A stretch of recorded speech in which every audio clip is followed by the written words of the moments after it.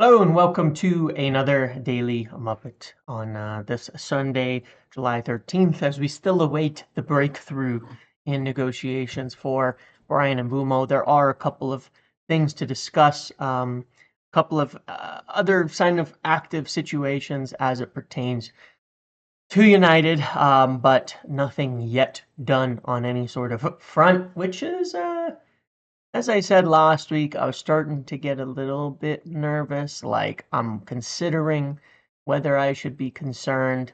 And as the days wear on here, starting to get there. Between today, tomorrow, Tuesday at the latest, if we're not seeing breakthroughs on some of these, I will start to get worried. There are reports to talk about. There are a couple of important things I want to cover. But some of these have to actually conclude at this point rather than just being active, ongoing, and advancing situations because there's a lot of stuff ongoing. There are a lot of things active. There's a lot of bids in the air, a lot of activity going on. But at the same time, if they don't get over the line, then it's all for naught. So, do a little bit of a video covering some of the things I talked about yesterday, adding a little bit more to them as far as I know at this point in time.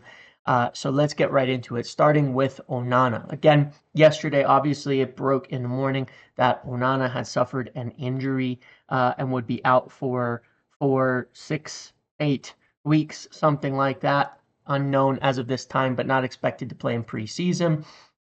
As I said there on yesterday's video, I think to me, this is already a bit of a mistake from United. I'll talk about what they're targeting and looking at in the goalkeeper side of things, as far as I understand it, in a minute. But the Onana situation has been a weird one.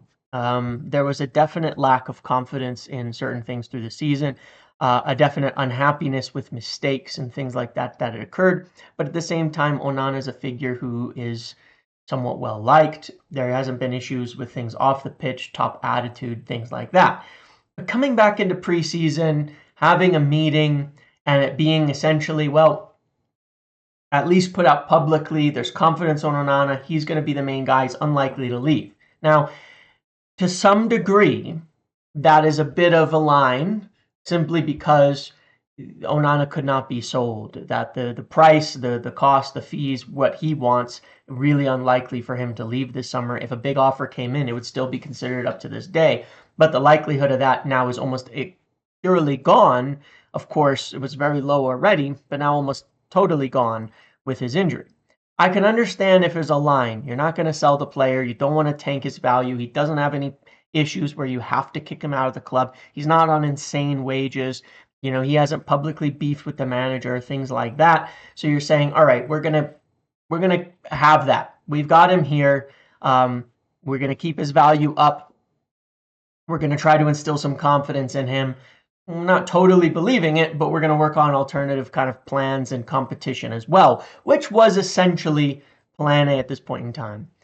But I think that even that is a bit of a misjudgment. If you were to ask me at the start of summer, I would have said striker, goalkeeper, my number one issues. I think we've talked about that many times. My number one issues to look at. I worry a lot about this front. I don't think that Onana has done enough to give anybody the confidence in him in any respect where you could say, yeah, that's a guy you can rely on. That isn't going to cost you games. And it could be serious, you know. The goals that from just catastrophic mistakes can be the difference between making it into a European place and not, and can cost you the price of a keeper to bring somebody in.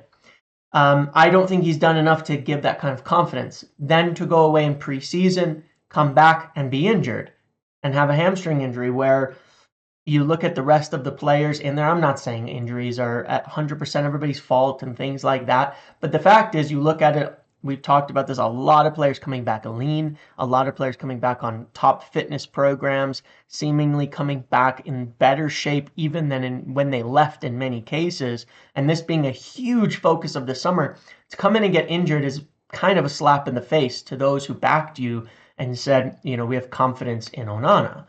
So I think it's a mistake. I think it is something that I would consider a mistake from Amorim, from the management involved and all of that, to look at it and say that, yeah, we could go with Onana, because now you have a situation where you can't sell him, and um, you're not going to get the preseason with him to know, is he going to be back into his best? Is he going to be in good shape? Is he going to be flying? You're going to have a rusty keeper when you start the season in your first choice keeper, and that leaves you with a bit of a problem. So I think it's a mistake. Could be a very costly, a very almost devastating mistake, depending on whether or not what they do next, essentially, on this deal. What happens next? Where do they go next? What do they do um, next in this market when it comes to a goalkeeper? And that's what I want to talk about next, as well as to what the plans were and what they might do now. Now, there's a few options that are on the table at this point in time, and I think it's more of a process than it is 100% in one direction or another. Number one is in the immediate. Vitek, back from loan, had a good loan, is a good keeper. Let's see how he does. United have a few young keepers kind of coming through who I would say are actually pretty good and have potential. So one of the thought processes that goes into this is, do we want to spend much on a keeper right now when we perhaps have good keepers coming through in the future? You've got, you have Vitek, you have Eli Harrison, who is a very, very, very highly rated young keeper as well. Do we want to spend big there, or do we want to get somebody who can just hold the line for a bit, or do we want to get a young prospect, or do we want to just test out someone like Vitek and see? And I think it's a process of both. I can say that from my understanding, they have continued to follow up on interest in John Victor, to continue looking at it and exploring what would be involved in that. I'm not sure it's as advanced as some of the Brazilian sources are reporting, but United have followed up on that a bit more. Lamens, as we know, is one that they've watched a long time, but a very different. Victor, a more solid, come in, hold the line, potentially be your keeper for now. Look at some of the young players in there. At the same time, there's some reports saying that they're going to test out Vitek. He's set to start the next weekend in the first game of this preseason. I believe that will be the case. I think it would be a huge mistake to go with India if you know he's not the guy. Vitek needs to be given a chance. So I think more of a process of, let's keep these options working on what kind of keeper we could bring in. Test out Vitek, see how he does in preseason, see how he performs. Can he do it? If he performs well, Ruben Amorim is a guy who will utilize young players who are performing and who he thinks are good enough and who can have a positive impact on the team, and then kind of finalize that decision. I do believe, unless Vitek has an amazing couple of games and they're totally convinced on him, he's got talent and he's got tools, that they were lining up very much getting a keeper this summer anyway. That has been the case for a long time. More looking at competition for Onana, someone to come in.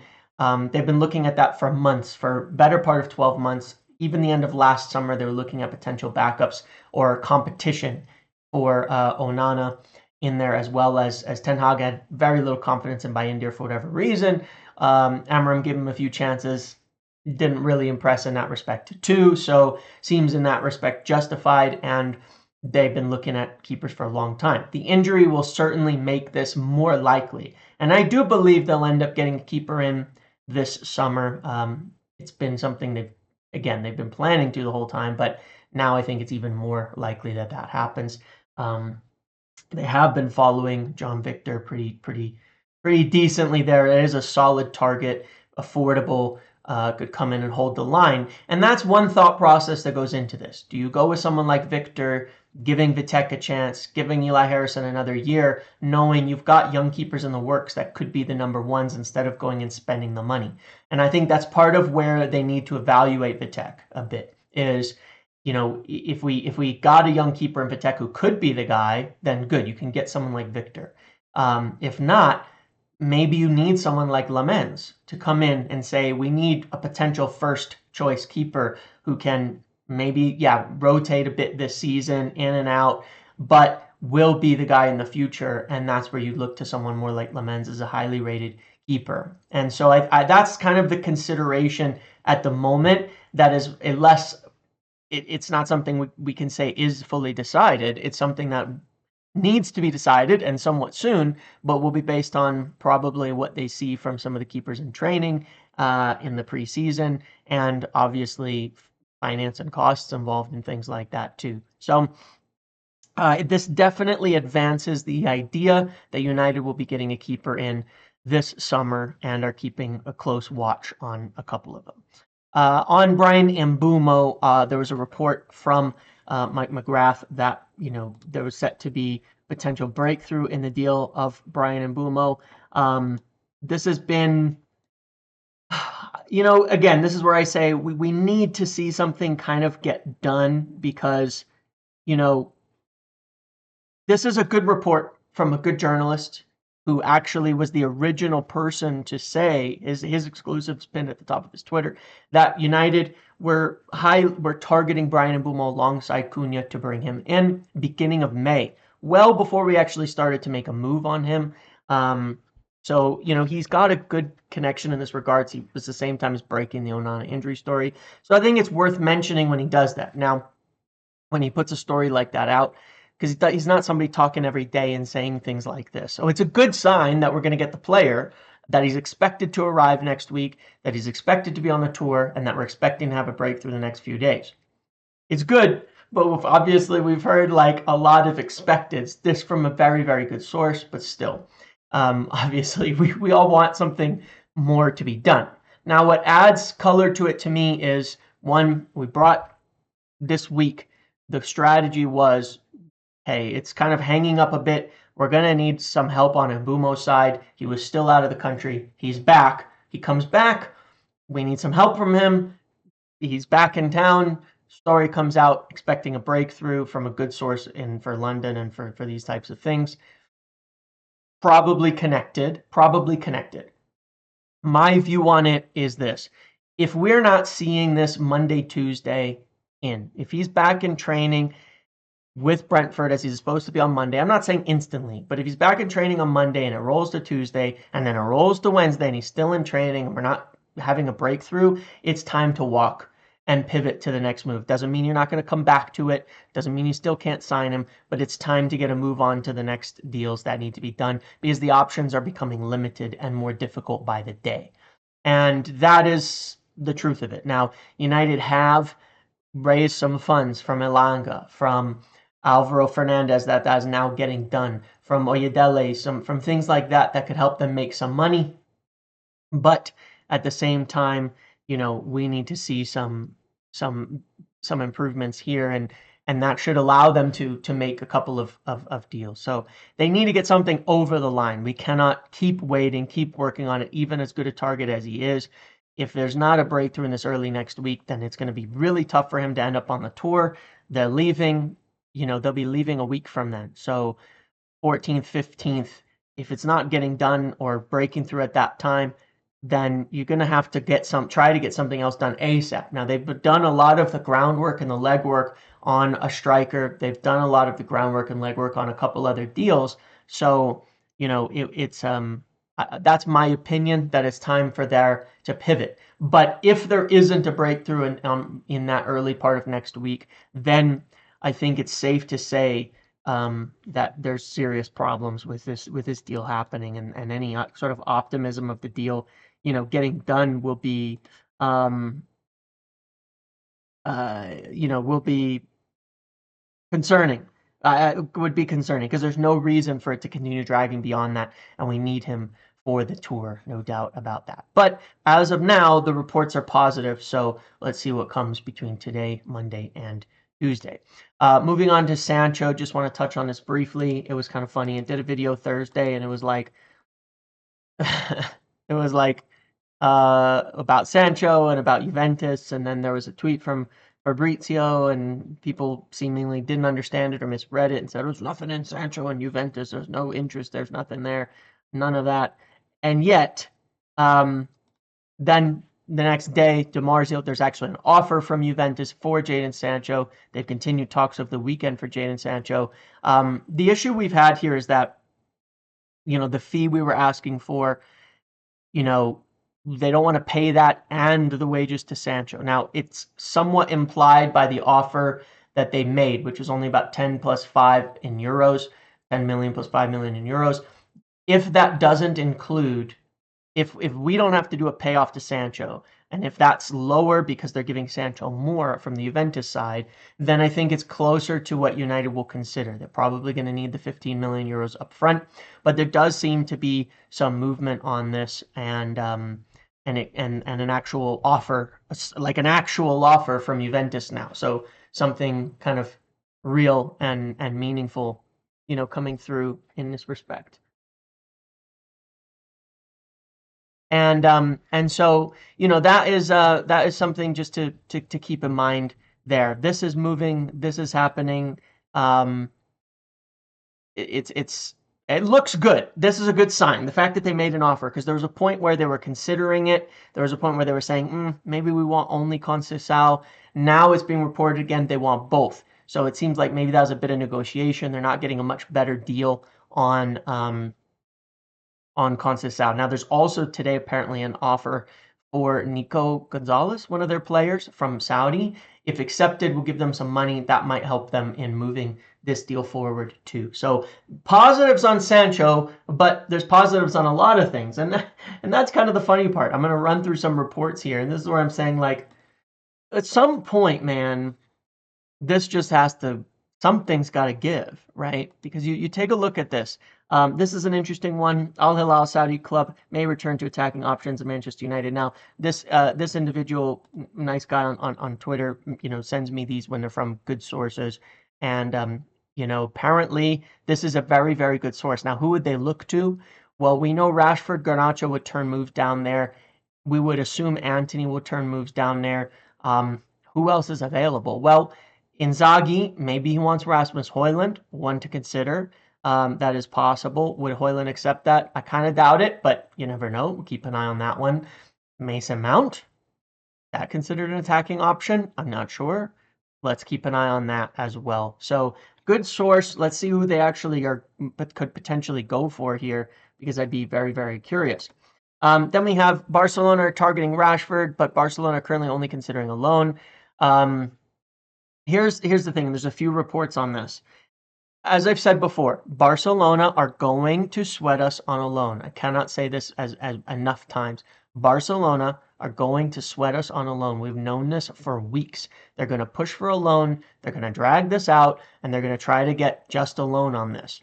The problem is less the wages in that respect. That there's a way to make this work on the wages, but that obviously it'd be better if we could get some kind of mandatory purchase option at the end of the loan. They're going to be looking for, at most an option. So a dry, a dry, well, I don't know if that's a dry loan, but anyway, regardless, a loan that doesn't necessarily have an option in it. Again, mostly because the major wage considerations that go into it, things like that. Everything, but more because they feel they can sweat us on this, given the situation. I've said before, I think in the end, we'll have to accept a loan. I think this is progress because there's been discussions this week and they've had discussions between the clubs, but there's no agreement. So now it's whether or not, what are they going to offer? Are they going to improve the offer? Are they going to give us a conditional obligation? Are we going to, what kind of deal can be agreed between the clubs on this? So it's moving, but it's another one that's moving, but not done. But it is seriously moving. Barcelona are trying to sign Marcus Rashford. People kind of have spent a lot of time doubting that they actually would. They are. They're in talks. They're trying. But they're going to hold us and sweat us to a loan at this point in time. And then you've got another one that's moving. We saw a story from Simon Stone that he's still confident of a deal, wanting to bring him in, etc. Bayer Leverkusen are in talks with Manchester United to sign Antony. Besides Leverkusen, Betis won it back after a successful loan. Two other major clubs, one in Italy and another in Germany, are also interested in signing Antony. So is this Ten Hag coming back for him? Don't know. Another one that's active, that's moving, but we need something to actually get done here. He's been prioritizing Betis. somebody needs to put the money up here. But again, club's sweating us a little bit because of, essentially the fees, the wages, the difficulties we have, and all of that. And then the one that there's really nothing moving on as of yet. But I do want to talk about Garnacho in a minute in the striker section. This we know, Garnacho rejected the opportunity to pursue a move to Al Nassr this summer, so fair enough to him. Don't blame him for that. He's too young. He shouldn't. I don't like when players his age are moving out to Saudi and thing. I think at this point, there's not enough of a league there for that to be worthwhile for them. So pretty much all of these things are moving, but damn, something needs to get over the line now, really, really quickly for things to occur. We have some money. We could probably get a keeper, and we can probably get an attacker with the money that we have. If we can do that before the tour, or the keeper could be a bit later, that's okay, then that would be great. We need something to happen, and we need some of these sales to get done so we can move on to the next thing as getting another striker in, and of course ideally as well another midfielder are the ideal plans for this window. So let's talk about striker. Victor Gyökeres to Arsenal as of the time of this video. Looks like it is moving now, and getting done towards the end. It's not done, but it is close. Arsenal offering a total of 80 million euros at this point in time, which does seem like that's pretty much gonna get it. That's a lot of money. It's a pretty big deal, but it does seem like, that is finally going to get done for them. So of course, what does that mean for us? Well, it means the options are more limited. It means the options are lower. It means that the options have diminished, and we are closing onto smaller and smaller pieces for what's there at striker, and we will still need one. So of course this leads to, we talked about, of course, Ollie Watkins and him as being probably the main remaining option at this point in time. Now there is another one, and I mentioned this on the live yesterday. There was a report that actually came out shortly afterwards from an interesting journalist, the one who actually broke the Euro story last year on him having agreement with us to join, and was a day ahead on virtually everything. Now, how he would be connected to Nicholas Jackson and Chelsea, I don't know exactly, but regardless, he was the one who broke that. So interesting in that respect, that confirmed this. Again, this one is really divisive. I get it. I understand it. I'm not going to try to convince people or sway people one way or another. Just give my take on it, my opinion on it, and that is Nicholas Jackson. João Pedro is today starting over both Jackson and Delap. So much for Delap making smart career choice to make sure he'd get the place where he's going to play a lot. But I still think we dodged a bullet there because I don't think he's very good, or not ready anyway. But Nicholas Jackson, Chelsea, he has a good chance to move this summer. Chelsea have been, the reason I bring this up in particular is for one reason only. United have had an interest in him. They have followed him. Chelsea are still looking at moving out and in more forwards, and they have an interest in Garnacho. We don't see a lot of routes for Garnacho to go. There's been a minor kind of thing where they proposed Nkunku, who we didn't want, and that was part of potentially a way to have them go both ways. I really do think there's a possibility we'll hear about Chelsea or somebody involved about a sort of Jackson Garnacho move in both directions. Now, this would not be a swap. You'd be talking about an actual sale. The benefits to something like this are financially, you could get a significant fee from a PSR perspective by paying a good fee on both sides. You get big profit on both sides. And so it gives you a bit more room in the short term to do other deals and things like that as well. In terms of fit, Nicholas Jackson is a great fit between Cunha and Mbeumo. He's a great channel runner. He does a lot of the things you'd want in football really well. My biggest complaint with him, which I think is everybody's, is that his finishing leaves a lot to be desired. But he is a good footballer. If we look at like him compared to like Ollie Watkins, you can see he's the same kind of complete footballer. And you watch him, you will get this. He's good in the build-up. He's good at bringing other players involved. He's great at accumulating non-penalty expected goals, one of the best in the league at getting into the right positions, doing the right things, being in the right places, running the channels, working with his teammates, doing all of those things. But his finishing, man, he's in the 44th percentile for finishing. Ollie Watkins, who people consider a bad finisher, is actually in the 64th, but that kind of goes to show, like, the concern. He's a below average finisher, not average for elite, below average striker in Europe for finishing. He is below average. That concerns me. Now, it concerns me a little less when you have two very good finishers and Mbeumo and Cunha next to him, but it does concern me, that aspect of it. He is a good player. He is only 24, could get better in these areas. I think he will consistently give you probably that 10 to 15 goals and assists per season. If we take a look at, let me just pull this up here again. If you take a look at his numbers, he's pretty consistent in that respect. When you look at it, like, I'm not trying to sell you. I'm just simply stating the facts here. He's pretty consistent in that respect. His goals and assists per minute is just not bad. It's good. It's manageable. And for a young player, these are decent numbers.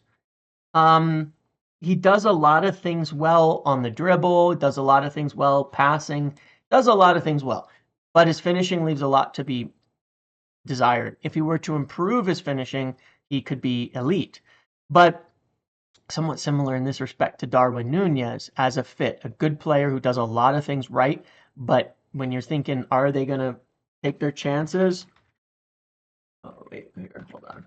Here we go. Let's look at Nunez. Like last season, he wasn't used as much. If we go the season before where he was a bit more impactful, you can kind of see that as well. Does a lot of things right, but an even worse finisher than Jackson. But again, top at getting into the right position. So I think of him in a vein of Nunez, a little less frenetic, a little more consistent, but still gives you that slight same frustration where with Nunez, it's an insane frustration because he's been in the 21st percentile for finishers. It's a serious problem. With Jackson, it's a problem, not as serious, but it is a problem. It's a little below average, not elite. So I think he's a player that would certainly improve us, that I would certainly take over nobody in that position.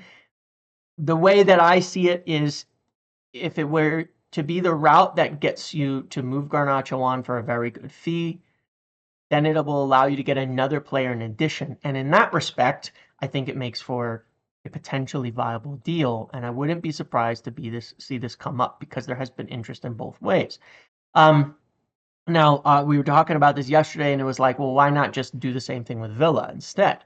The Watkins-Garnacho type of swap. Well, yeah, for sure. If they were to offer us, to buy Garnacho at a decent price, to sell Watkins at a good price, I'd take that in a heartbeat. I bring up Chelsea in particular in this respect because they've actually kind of proposed something already. So we can only speculate that Villa might want to make some kind of deal like that, whereas Chelsea have been proposing almost swaps to us since December with the Nkunku story for Garnacho. So it seems like more potentially that they're going to be one of the clubs, that they might offer this. So I think this could be something to be considered. I could see it coming up. Apparently, United have made some inquiries on Jackson per that report. I know that United are interested. I wasn't sort of surprised to see that come out. But we'll see if any more comes of this. I think for now, it'd be presumptive to say it's something that will happen or to say that it would be the first choice or anything like that for sure. I'm just saying I wouldn't be surprised to see if it's something that becomes discussion, and I could understand it, but the deal would have to be really, really right for it to work, and it'd have to give us a space to make other deals as well. So some people are going to hate the idea of it. Some people are going to like it. Some people really don't like Nicholas Jackson. Some people think he's quite good. He's one of these really, really divisive players. I get it. I'm not positive on the answers. I've got my own concerns with it. No doubt about that. But just something to keep an eye on. Okay? So let's see with that too. Yeah. A lot of stuff up in the air. A lot of stuff happening. Need some deals over the line. Need some of these things to finish as we've run through. And Mbeumo, supposed to be a breakthrough in the next few days. Goalkeeper. We are keeping strong eyes on some goalkeepers now. Onana injured. If we're going to move for one, certainly it pushes us forward to moving for one. Antony, there's more interest. Sancho, there's an offer. Rashford, there's discussions with Barcelona. Something needs to happen. This is the week. I stand by this. It's Sunday. It's when I'm going to make this video. For those of you who don't like my positivity, I'm still going to be positive on a whole bunch of shit that's going on because there's a lot of things to be positive about. But this is the week where, as far as first team transfers go, I need to see two serious things happen. Like, actually over the line. Mbeumo, they have to get a transfer in. They have to. Mbeumo has to be done, or they've got to make a deal for a striker this week. And we need one of these sales at minimum to go. One of these real sales, the Antony, Sancho, Garnacho ones. Or Højlund, I guess, could be, even though he's not necessarily in the same group, or Garnacho, obviously, as well. Antony, Sancho, Garnacho, Rashford. One of these needs to happen and, like, be there this week. Sancho seems like potentially the closest, though Antony deal could also happen at any time, and so could Rashford, frankly. But one of them's got to get done because we need the space to start moving on to other opportunities and things in the window as well. So this is the week where we need serious progress to happen to be prepared for the tour. At the end of the week, we play our first preseason game. We've got to know we've got more than one player incoming by then. We have to. Okay, that's what I have for today. Enjoy your Sunday, and I will be back tomorrow with quite a few things. All right, see you later. Have a good one, everybody. Thanks for watching. Make sure to like, comment, subscribe, turn notifications on. See you in the next one.